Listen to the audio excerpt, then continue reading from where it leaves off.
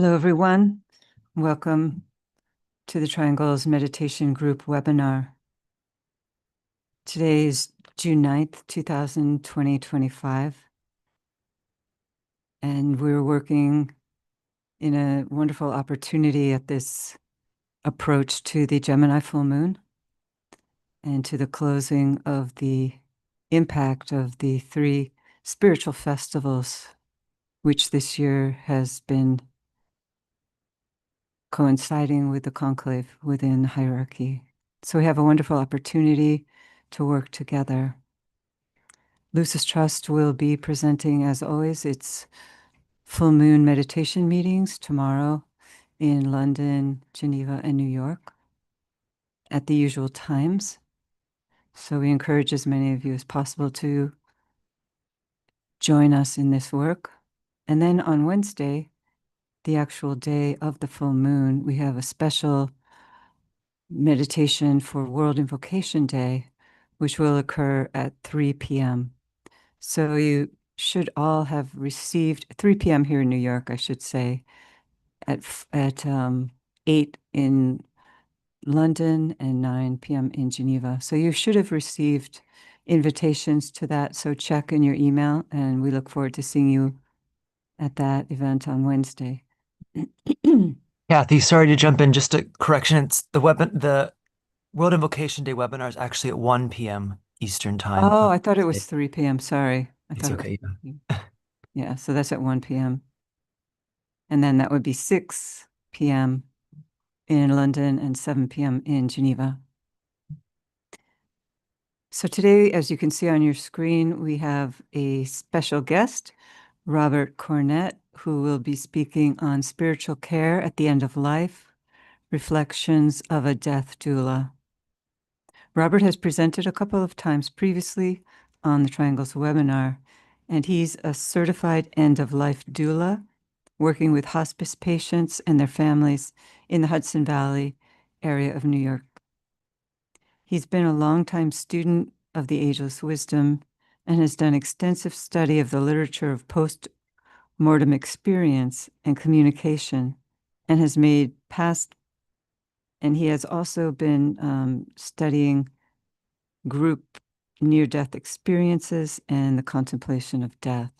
So we're really looking forward to our returning guests from Robert, and so we look forward to that after our visualization and a brief talk.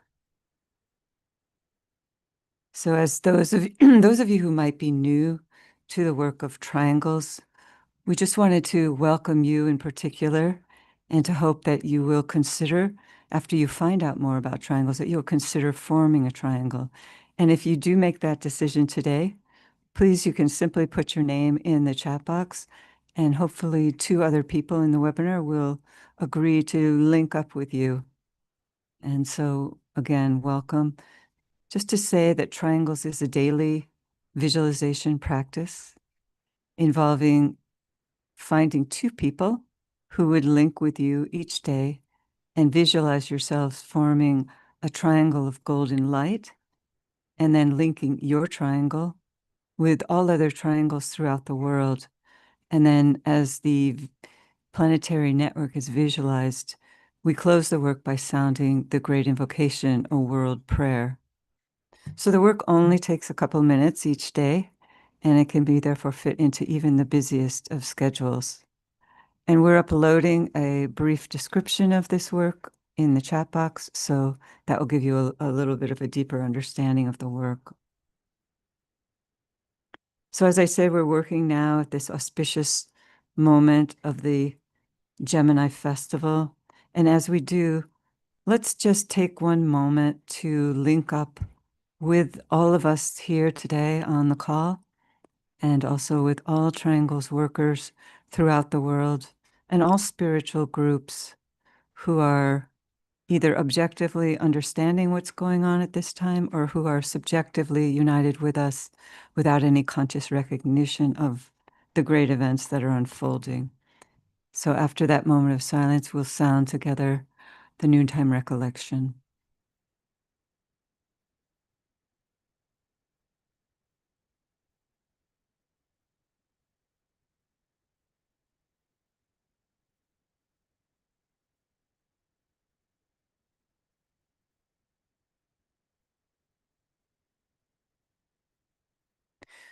We know, O Lord of life and love, about the need.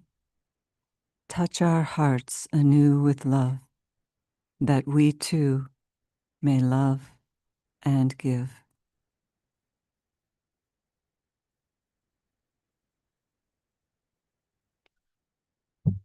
The Gemini festival takes place over 3 full days, we're told. The usual 1 day of safeguarding of the full moon period is here extended to 3 full days, hence the tremendous potency of the inpouring energies at this culminating period of the higher interlude of the spiritual year. And while on the one hand, when we're following a spiritual path, we're asked not to look for results for the separated self, at other times we are enjoined to expect results. During this year of conclave, it would seem to be one such time when results can be expected, a time when we can cultivate faith in the response of deity to the invocative cry of a humanity that is suffering and issuing forth a call. Such results from above, however, might not appear immediately, nor in the form that we might expect. The workings of the soul quite often have an agenda that is quite different to that of the personality.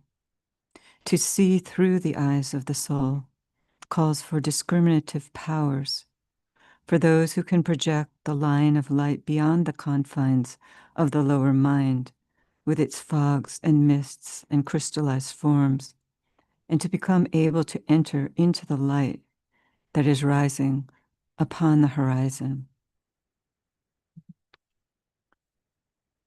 The sign of Gemini is the purest expression of the second ray of love wisdom within the entire zodiac.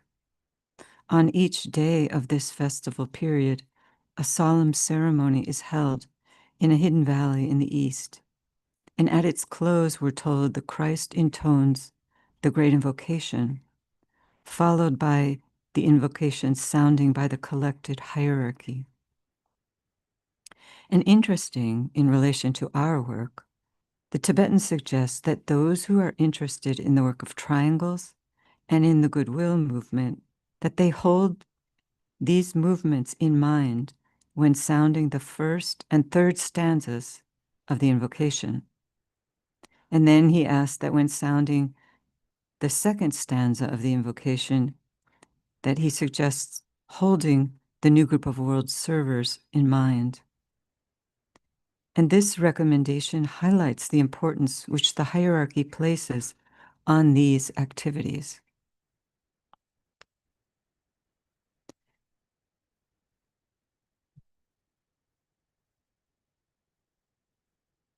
On this final festival of the higher interlude, we recognize both the Christ's humanity and humanity's divinity. The Christ ever held out the recognition that humanity would do greater things than he, for he was going to the Father. And the destiny of humanity is great. We're told it's to become a station of light within the solar system and beyond. This destiny is way beyond the scope of a few individuals and will only be possible through the collective effort of humanity working as a united field. The Triangles Network and World Invocation Day stand as forerunners of this eventual destiny that will take a major step forward during the Aquarian Age, which is the age of group work, group consciousness. These days of the Gemini festival provide an opportunity for alignment between the 3 planetary centers. The duality and synthesis, which is the keynote of Gemini, becomes possible through its linking nature. We're told that Gemini stands as the 3rd point of the triangle that links all pairs of zodiacal opposites.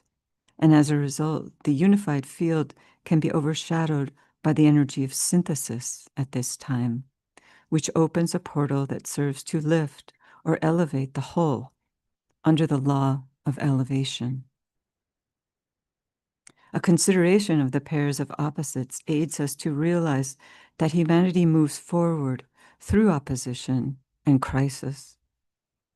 Within the conflicting forces, there will inevitably emerge points of crisis, leading to points of tension and to an eventual emergence through which an impact upon public consciousness can be made and another forward step taken in the unfolding plan. Tension and strife are part of the evolutionary process, the means to a higher goal quite often, for they are needed at times to break the spell of stagnation and crystallized forms. For human living is not static and is rather composed of the constant movement between tamas and rajas, inertia and activity.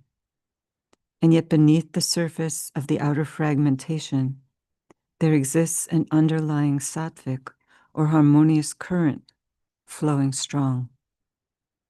It is ever with us, this sattvic river, but we have to find it amidst the rubble of the pushing and pulling of the outer world.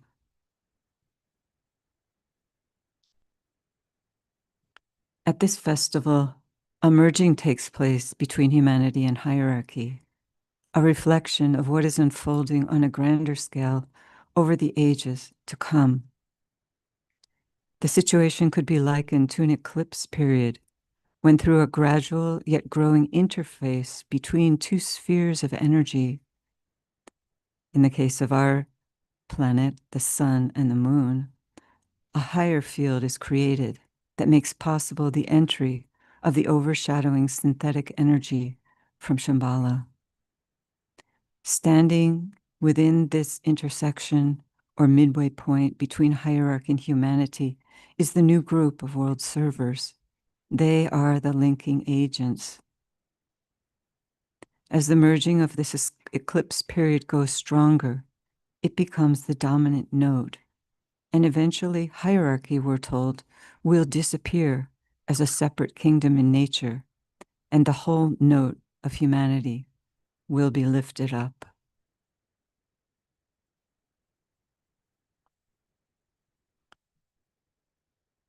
So now we'll work with our visualization, a reflection on the great invocation.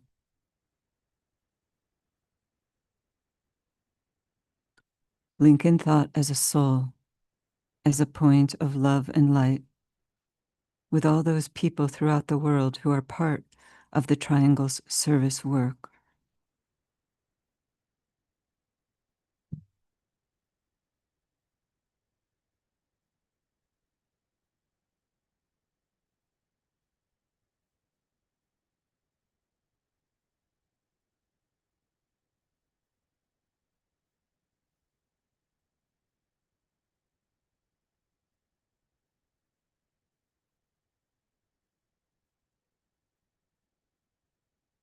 Visualize the world's situation as best you can and see people everywhere glowing with a dim light, and here and there points of brighter light where men and women of spiritual intention and of loving hearts are working for their fellow human beings.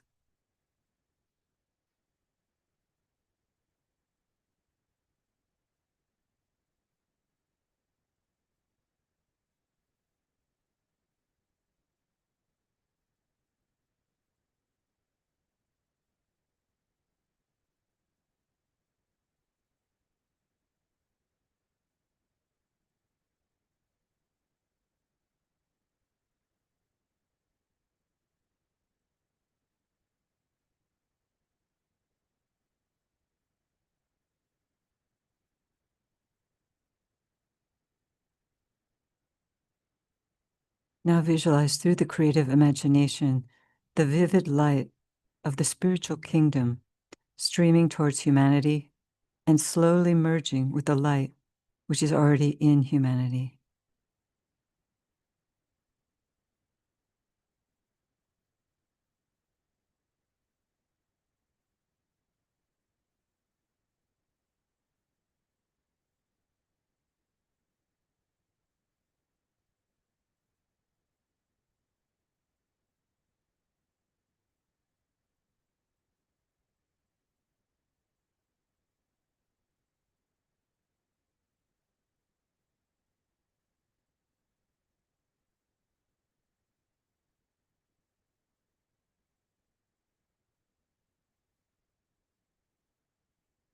We'll sound the first stanza of the Great Invocation. From the point of light within the mind of God, let light stream forth into human minds. Let light descend on earth.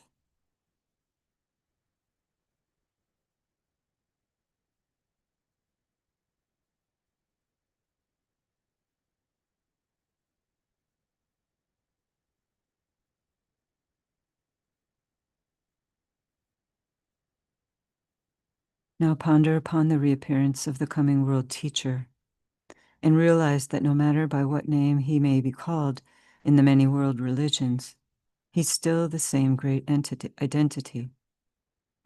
Reflect and speculate upon the possible results of his appearance.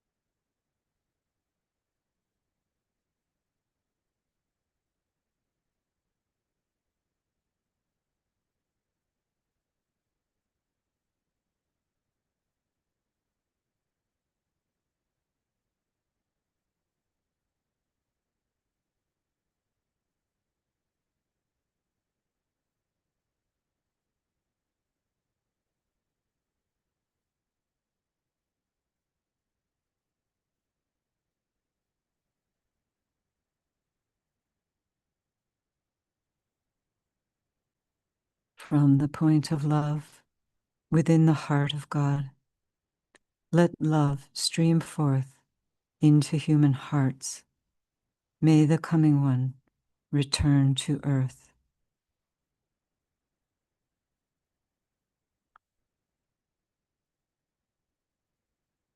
Now endeavor to concentrate your fixed intention to serve and to spread love in your surroundings, and realizing that so far as you can do these things, you're attempting to blend your personal will with the divine will.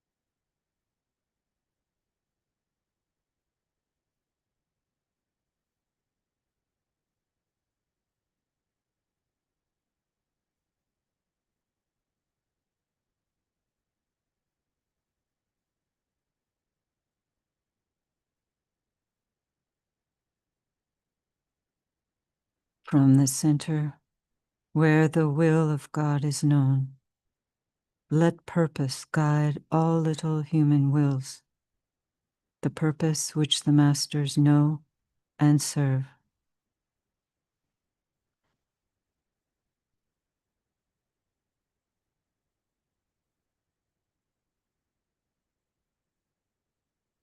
And now we'll dedicate the threefold personality to the working out of the divine plan.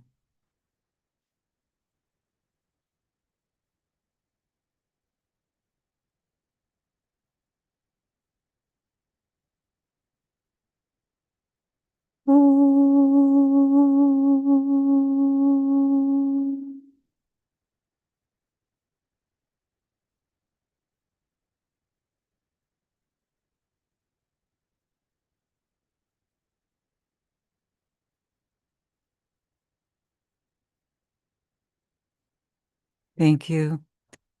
And now we will open up the floor to Robert. Robert, can you Yeah. unmute? Hi, Kathy. Hi, Robert. Thank you so much for being here with us. Yeah. We look, I need to share sure. my screen. Okay, here it is. I think I have it. Yeah.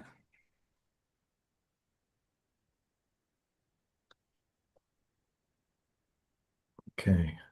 Do you have the screen there and you can hear me Yes. okay? Yes. Great. Thank you. Thanks Thank very you. much for inviting me to speak today, Kathy, and for that wonderful meditation. Of course, we look forward to Um, hearing from you. yeah. It's really an honor to be with you and with everyone gathered here as world servers and stations of light and love, bringing illumination to human hearts and minds. Before we begin, I would like to take a moment to sound the affirmation of love. This affirmation informs my work as an end-of-life doula, working with the dying from a soul perspective. In the center of all love, I stand. From that center, I, the soul, will outward move. From that center, I, the one who serves, will work. May the love of the divine self be shed abroad in my heart, through my group, and throughout the world.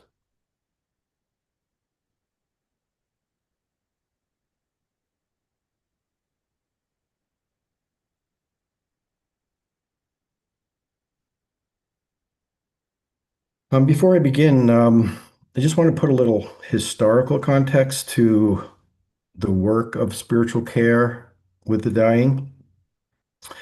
In my studies of esoteric spirituality, I have come to understand that over the past several hundred years, the guiding intelligence of humanity have been working beyond the veil to impress upon modern human consciousness the fact that there is no death and life and consciousness continues in another form. I feel that a related aspect of this spiritual impression has become the idea of sacred care for the dying, which was known in ancient times in Eastern religions and in indigenous cultures, and is emerging now and spreading again throughout the world.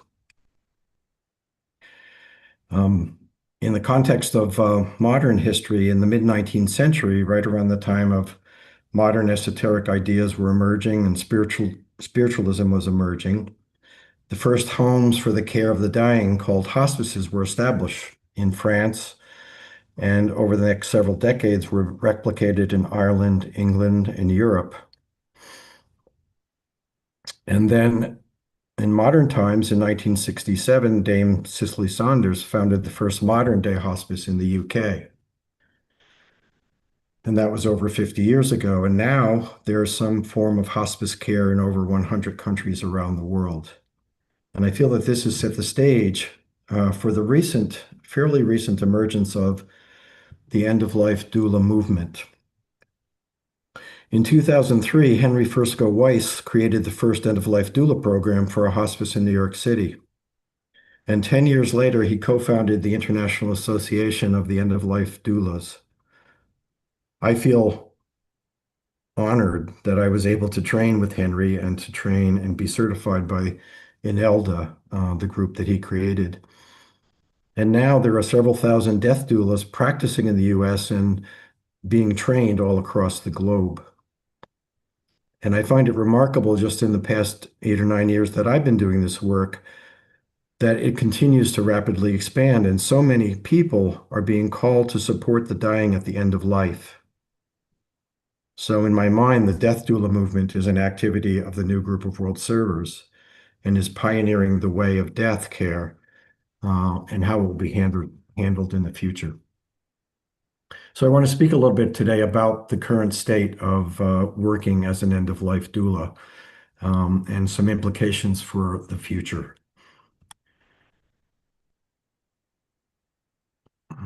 We change slides here.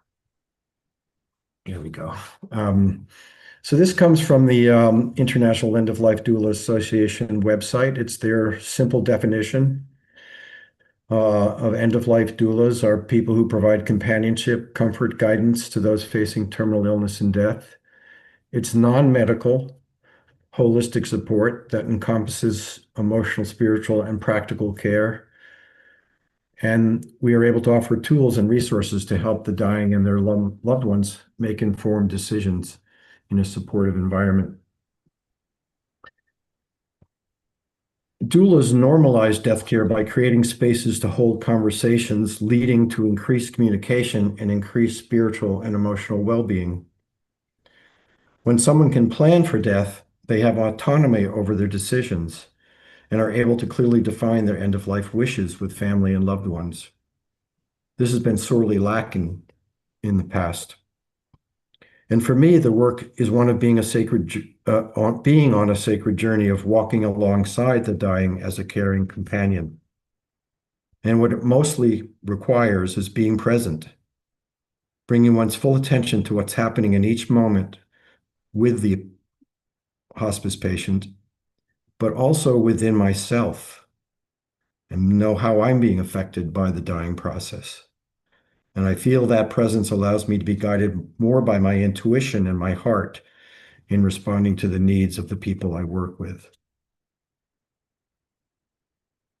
This is a quote from a hospice CEO. I'll let you read it. And essentially, the reason that the doula movement has emerged at this time is that during the dying process, patient symptoms multiply and deepen. Caregiver exhaustion increases to incredible degrees. Loved ones feel alone, unprepared, and afraid. Opportunities to explore meaning can go unaddressed. Love and forgiveness may go unexpressed, all because of the overwhelming sense of the physical aspects of dying. And therefore, often the spiritual and sacred aspects of dying are overlooked. And the doula movement is able to provide and fill some of those gaps. In my training, there are 3 phases to doula work that we were trained to deal with: summing up and planning, and then the planning and actually helping to execute a vigil during the final days of life. And then after the person dies, doing reprocessing and grief work with the family. Summing up and planning is ideally taking place several months before death happens. In a hospice setting, there's often times when I'm given a patient and they have days to live or weeks, and there isn't a lot of time to do a lot of summing up and planning. But ideally, there'll be at least 3 or 4 months to do this. And this is a time when we could address worries and fears about the dying process, provide education about the process, both to the patient and to their family members, and reinforce the information that is being given to them by the medical team, which is often overwhelming and they often forget it. And so having, in some ways, a non-medical person available to just calmly go through and remind them, well, what actually will be happening to you physically when you die? We help them identify the circle of care and support around them and who can best guide, who can best be present and caring and supportive to them at this time. And look for opportunities for increased quality of life and agency during the process. We can explore meaning through life reviewer work, plan for an atmosphere of involvement at the bedside during the process and also in their final hours. And all this time during the summing up and planning, it's important for me to be very mindful of their beliefs, their culture, their religious background, and incorporate that into my care so that I'm embracing them where they are. We'll talk a little bit more about life review and legacy work. Eric Anderson, who was the psychosocial, developed a psychosocial development model of human development, 8 stages of tasks going from infancy to adolescence to old age. And in his model, the last stage is the stage where the key task is to deal with either regret or disappointment and a sense of failure. And it's a time when you can find meaning for your life and look back on it and accept your life as it was. And very often in my experience of working with hospice patients, this is difficult for them because they have not prepared and they have not worked through that stage of life in their elder years. So these are some of the questions on the slide here that I would use to work with life reviews.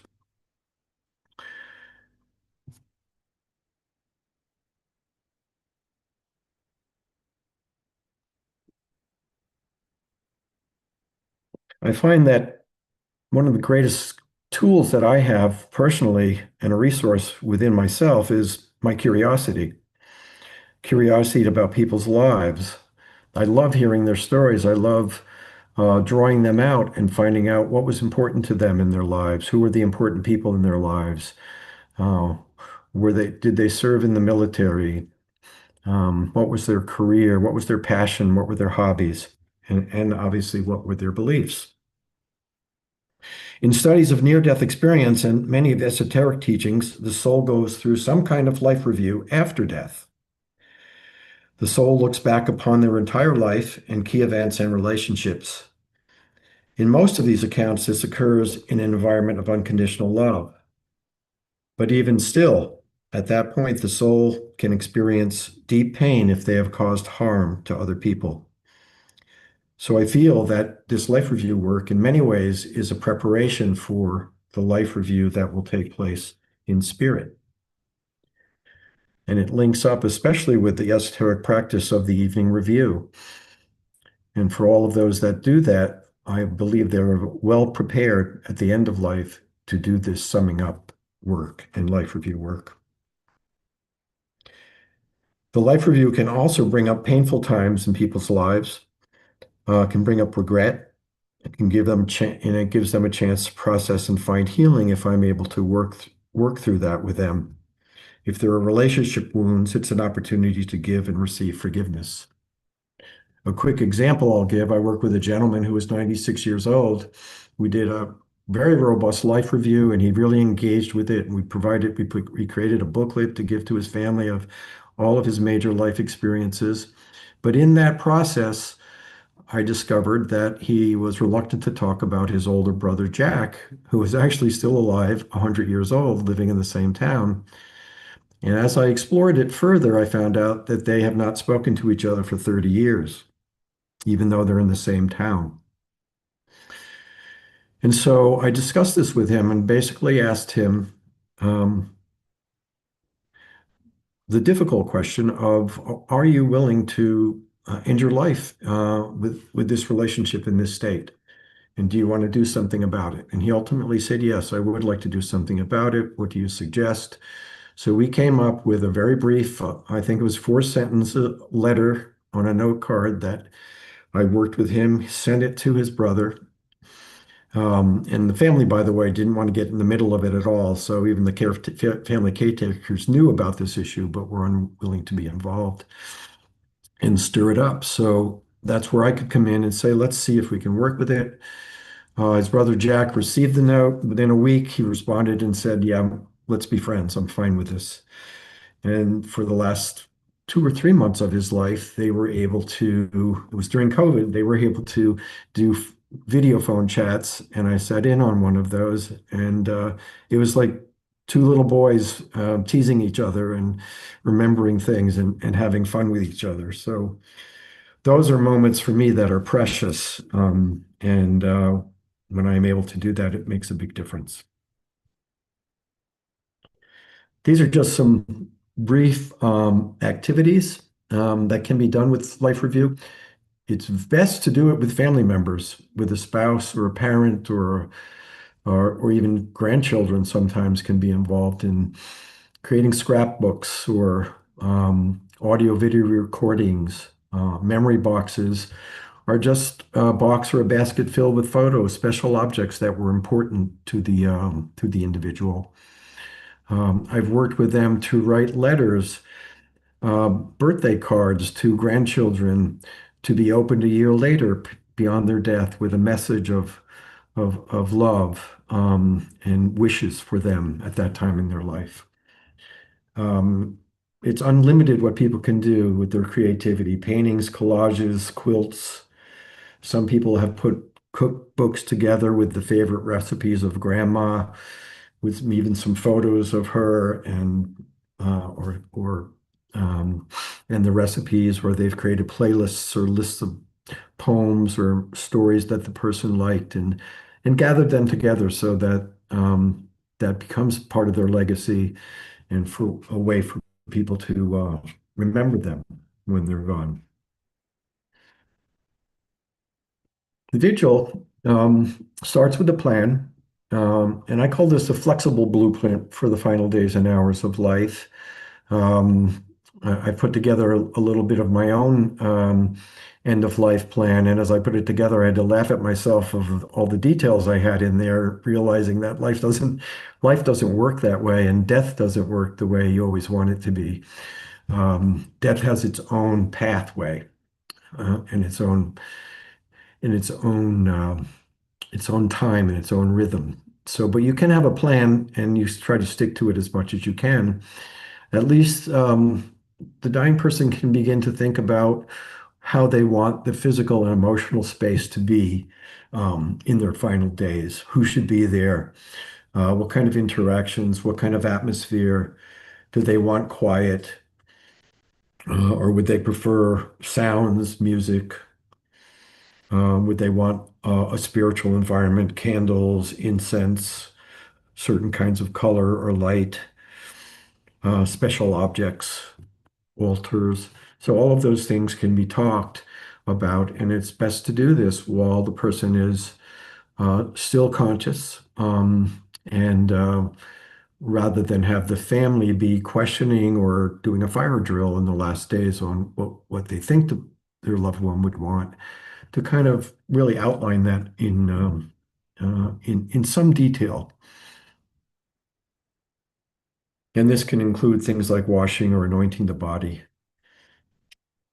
Um, I've referred also to, and I'll mention, many people have probably read the compilation of the Master DK, Death, the Great Adventure. I am trying as much as I can to incorporate some of his teachings into the work that I do, especially with those that want a spiritual approach to the end of life. But he mentions things, and I believe what he's outlined is the way that the dying process will work in the future as more and more people become spiritually awakened. But he would encourage things like silence, having orange light in the room, using music that can help the soul separate. He wrote that 90 years ago, and he said he didn't know of any music particularly that would be useful. But in that period of time, I have seen incredible work in music thanatology, music and consciousness, hemisync sound technology at the Monroe Institute, which I've been involved with and I bring into my work. So this is all new developments, I believe, that are laying the groundwork for ways that we can be with the dying at the end of life. And then he encourages mantric phases like the sacred prayer Om or um, the Kyrie eleison, Hail Mary, the Buddhist prayer, peaceful heart, clear mind. And there's a number of other things that he suggests, but I believe that all of this will continue to evolve and we'll learn more ways to do this so that the soul can make that transition in peace and comfort.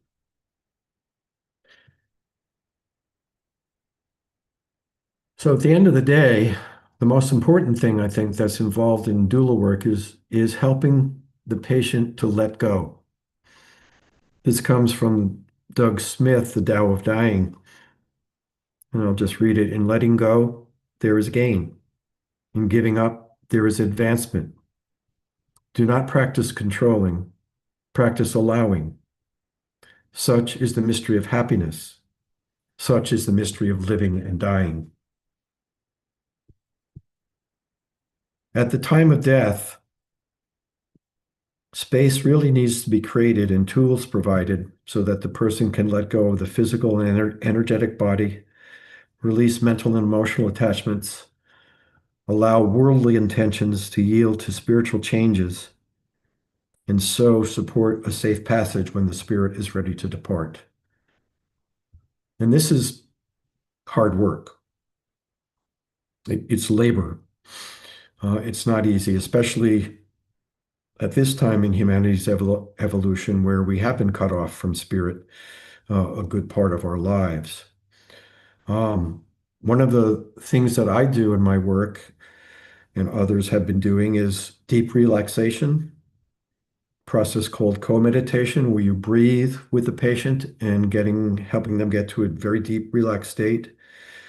Processes like yoga nidra, guided imagery and visualization, where they can go to a very beautiful place in their imagination and start to feel the sense of the unwinding and the unraveling that they will need to be going through. And then lastly, the last phase of this work is what we've called post-death reprocessing, what happens immediately after death, which involves comfort and helping people get off to a good start with healthy grieving, with family members, helping them to the extent that they haven't thought through details of visitation, funerals, and rituals. Doulas do a lot of ritual work when requested and when needed. And just helping them get to a point where they, in some ways, can look back upon their last days with the loved one with some level of love and peace. So there's usually some reaching out after a few weeks, helping them recall the vigil memories, share feelings about the dying process, focus on what happened in the final days that was positive for them or what was difficult, and if there's legacy projects to share these projects. But mostly for me, reprocessing involves giving thanks and appreciation for being in their lives and being able to have the honor to be part of this process with them and their loved one. And then there's an assessment of whether professional bereavement support would be needed. In the US, the Medicare system covers hospice care, and there's a wonderful benefit within that program that allows for 1 full year of bereavement support for family members of the dying patient. And often people are not aware in the first several months that they even need this help.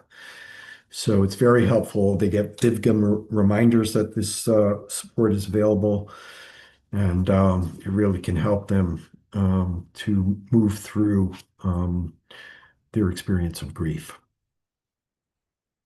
I just wanted to show this last slide of Hermes the psychopomp. Hermes for me is the archetype of the guide of the soul at the end of life. And for me, it's a meaningful image. I feel that I am a guide for people at the end of life.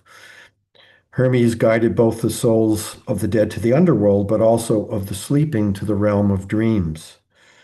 And very often, the dying end up in a sleep state for a good part of their time. And I believe the dying process starts in the world of dreams. So he is an important archetype for me that I keep in mind as I do my work. And here's just some resources. I think Kathy might be able to put these in the chat, but I'll just summarize a few things. For me, the process of dying is a sacred passage of the soul from the world of the physical incarnation to the non-physical spiritual world of conscious existence. I believe that we are each a source of sacredness and we return to that source. I honor the fact that letting go can come with a deep sense of loss for all involved. It involves saying goodbye to the loved one you cherish and letting go of the life you have lived.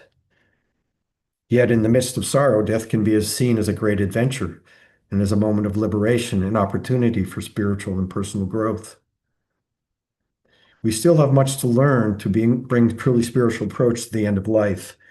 I hope in the next rest of my life doing this work, I am able to incorporate more and more esoteric principles into this work.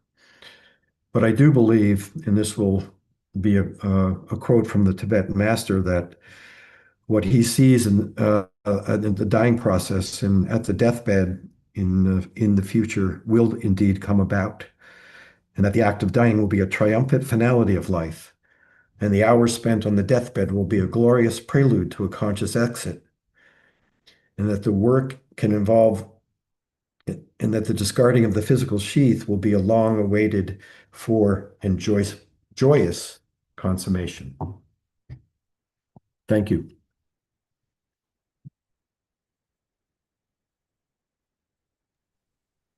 Thank you so much, Robert. Maybe we'll just take a brief pause to hold the space.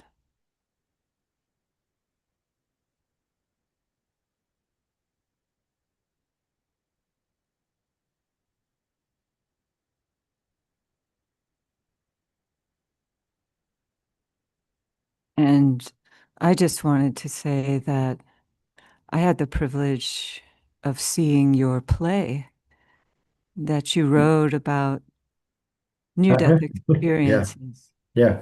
And I wondered if you could just briefly talk about that for the group, because I'm sure they would be most interested.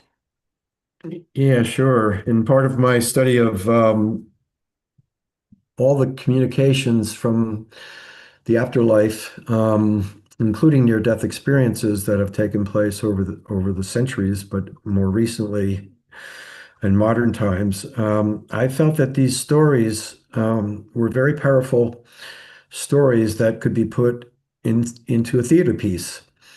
So I worked with a group of actors and a director. Several of these were folks involved with anthroposophy, so they were very open to my idea and open to the script that I wrote.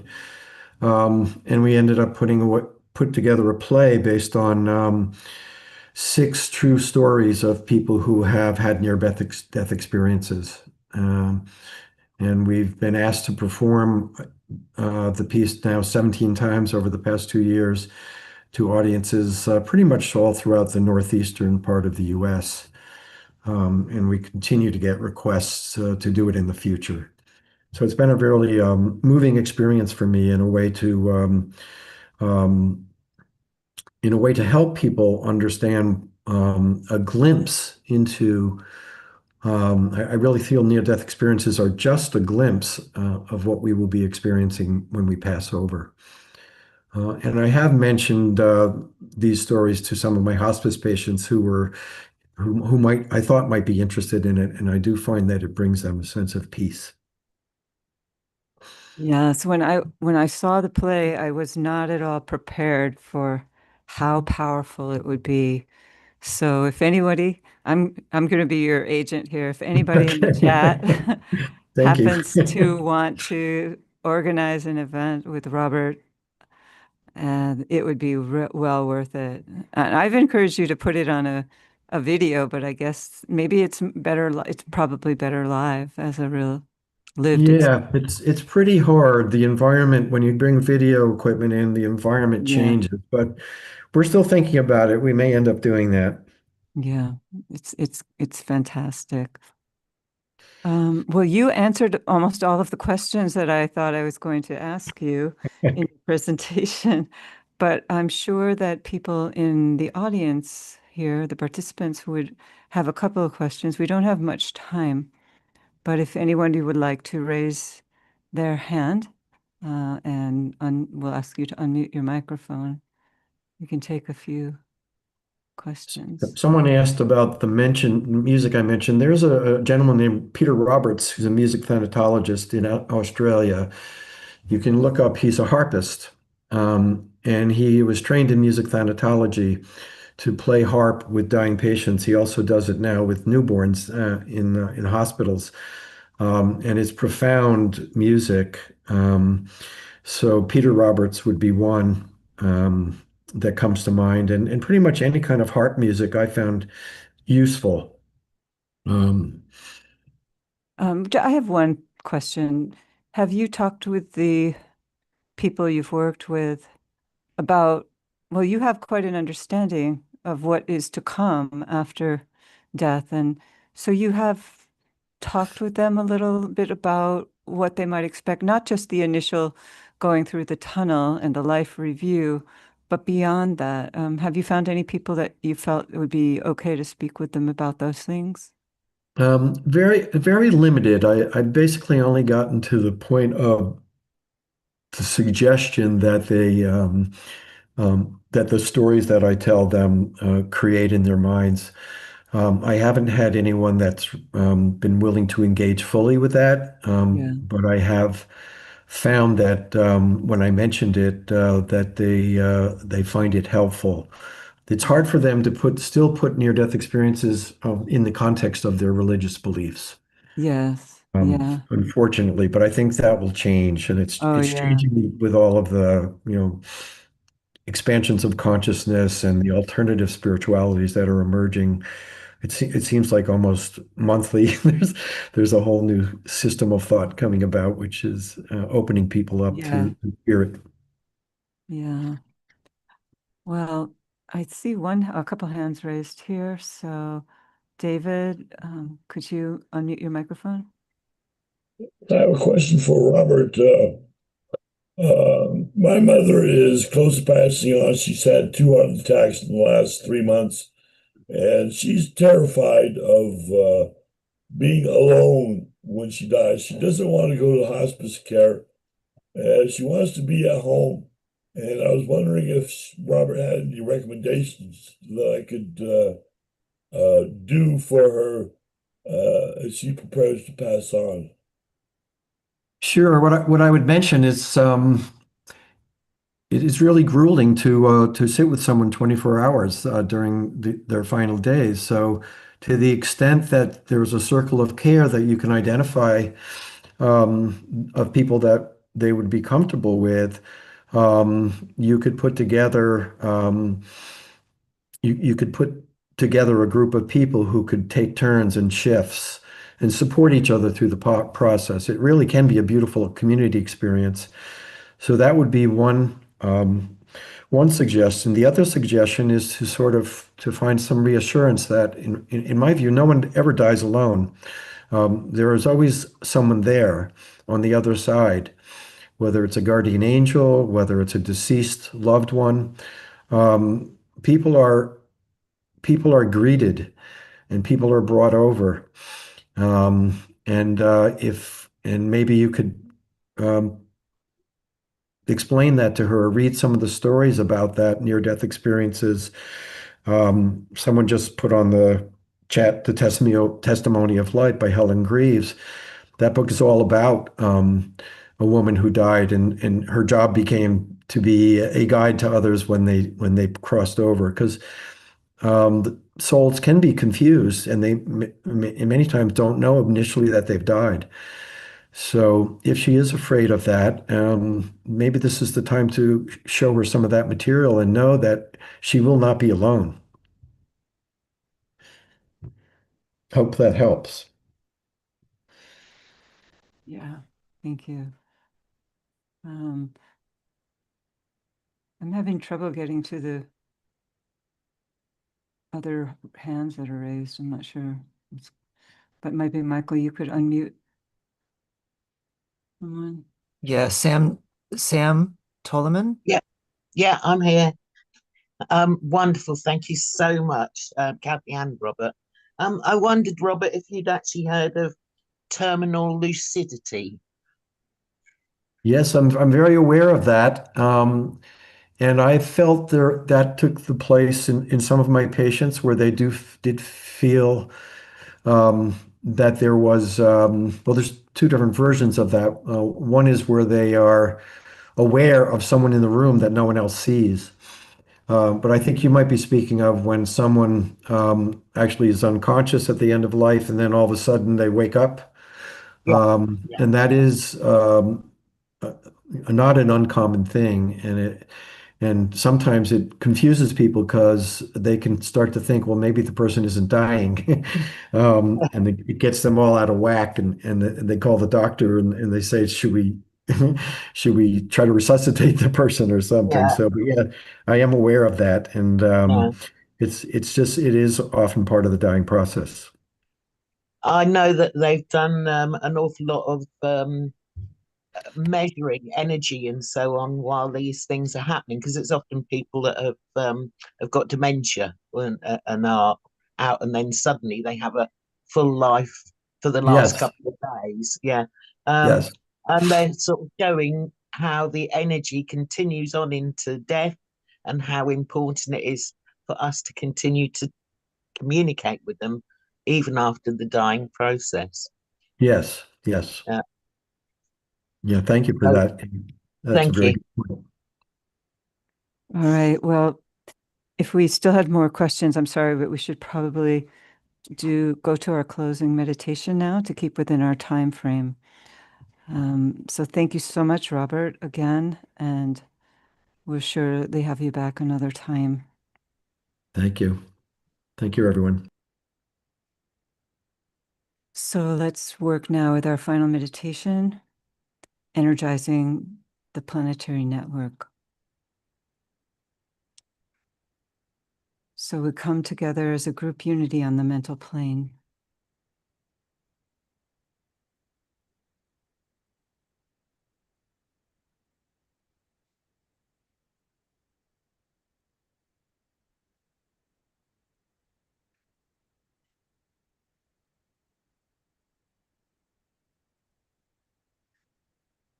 And we identify as a soul with the world group functioning through 3 planetary centers, London, Geneva, and New York, as a triangle of light.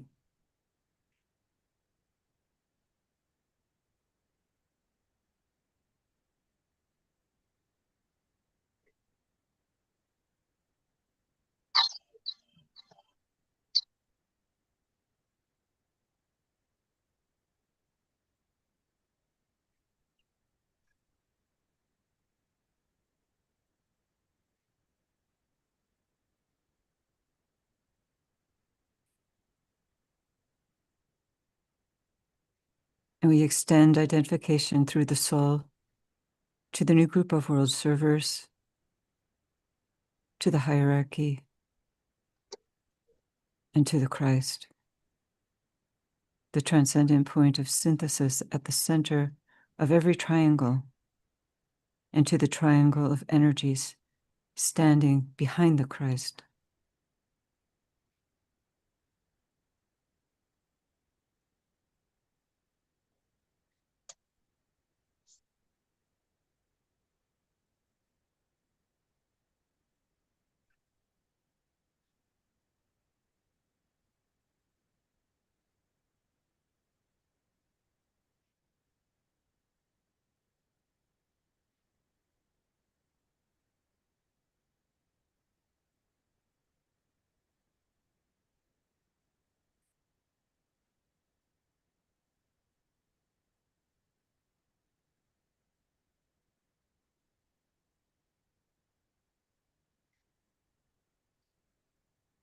And we identify the center Shambhala, the center of purpose and power.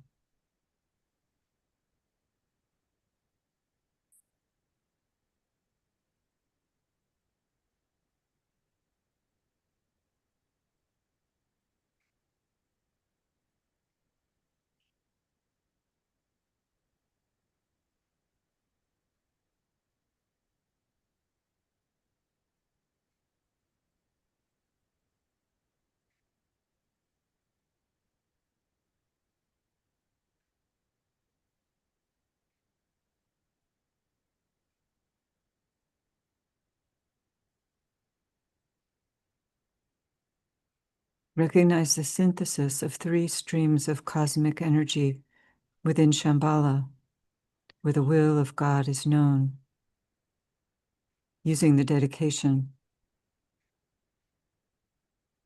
In the center of the will of God, I stand. Naught shall deflect my will from his. I implement that will by love. I turn towards the field of service. I, the triangle divine, work out that will within the square and serve my fellow men.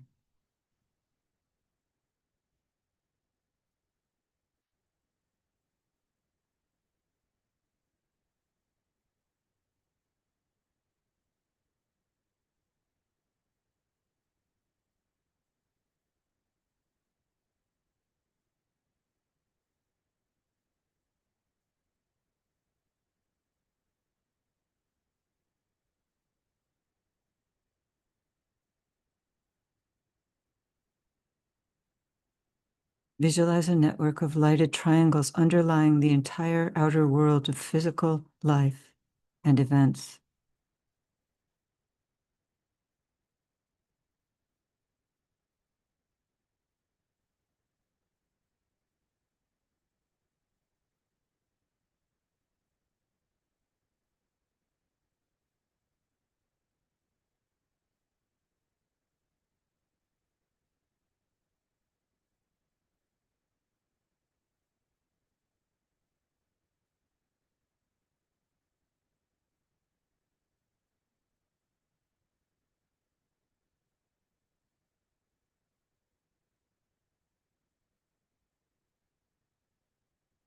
See the network linking all triangle units and relating all points of light throughout the world.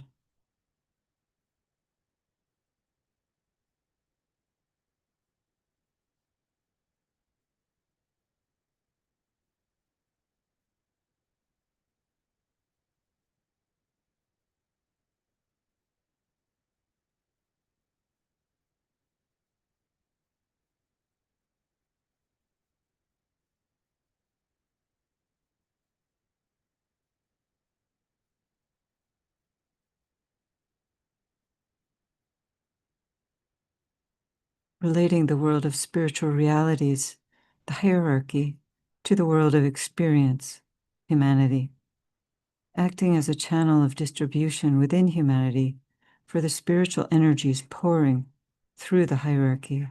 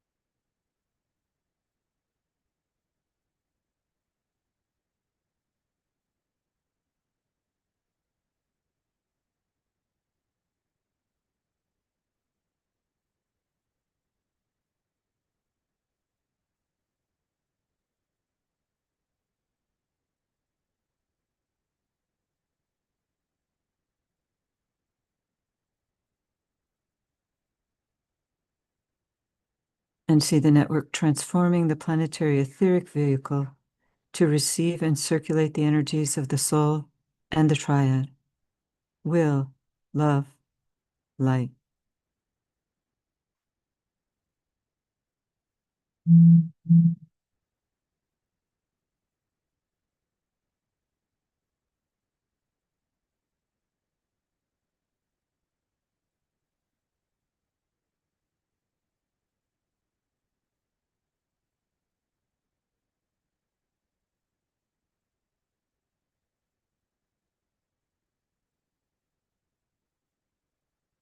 Now realize that the energies of light, love, and the will to good, evoked by all triangles workers, pulsating through the planetary network of triangles, and that they are having an inevitable effect within the three worlds, mental, emotional, and etheric, of human evolution, lifting human consciousness and helping to create the path of light for the feet of the Christ.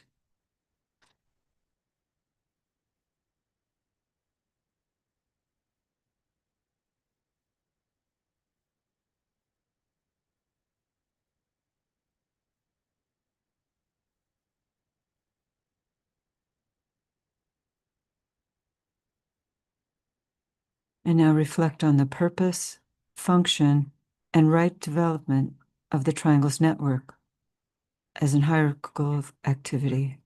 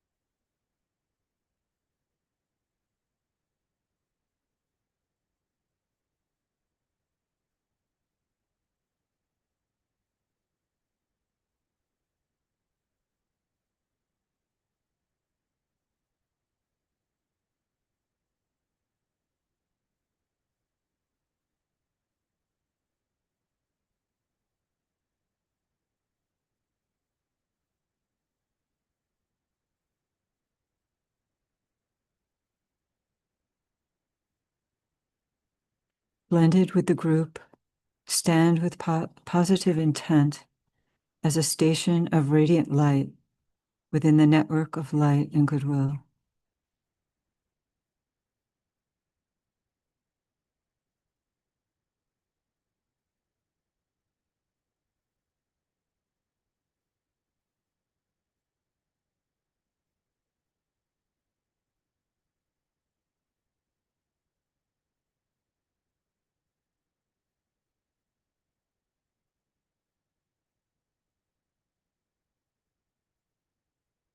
And we close by sounding the adapted great invocation, directing the triple energies through the triangles network and throughout the consciousness of humanity.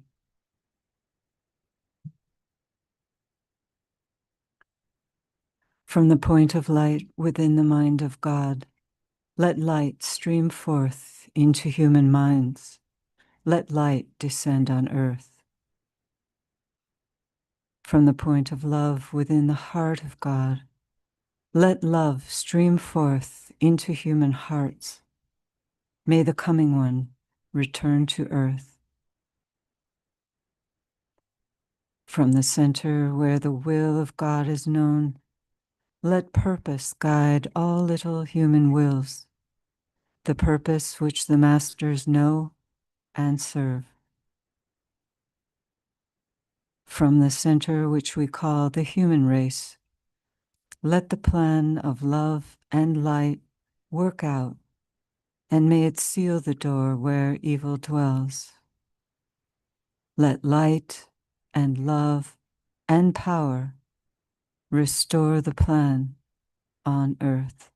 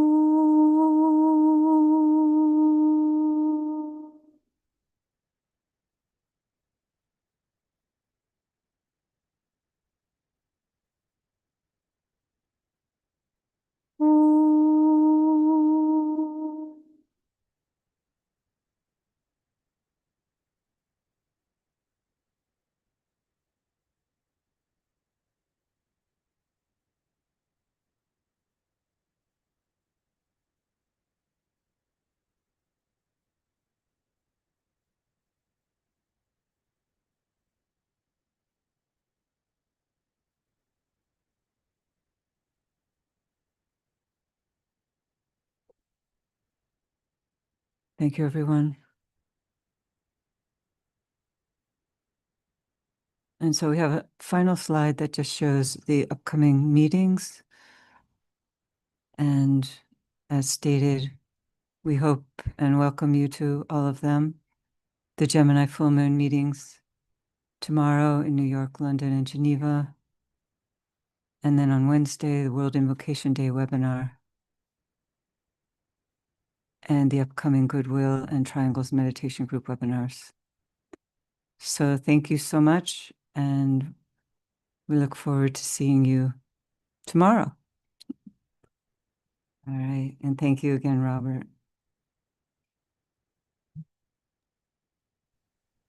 Thank you.